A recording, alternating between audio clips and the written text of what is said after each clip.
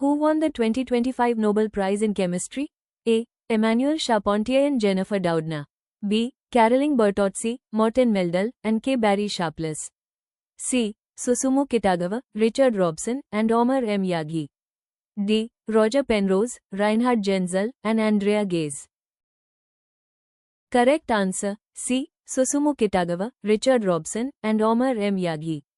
Explanation: the 2025 Nobel Prize in Chemistry was awarded jointly to Susumu Kitagawa, Richard Robson, and Omar M. Yaghi for their groundbreaking work on metal organic frameworks, MOFs. These are crystalline materials made from metal ions and organic linkers, known for their high porosity and tunable structures, making them useful in gas storage, catalysis, and environmental applications.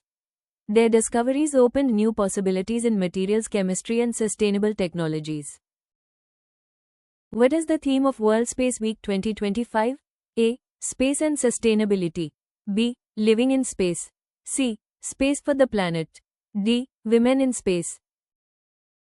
Answer: B. Living in space.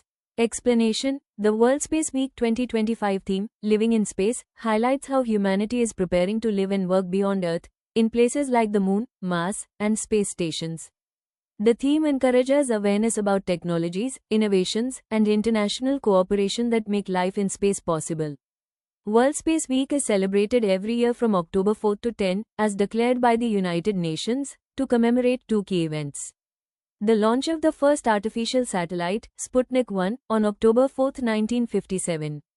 The signing of the Outer Space Treaty on October 10, 1967. It serves to inspire students and the public about space exploration and its benefits for life on Earth.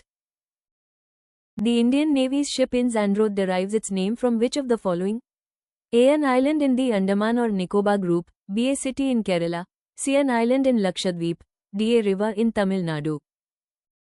Correct answer, C. An island in Lakshadweep. Explanation: Inzandrot is named after Androth Island, one of the major islands in the Lakshadweep archipelago.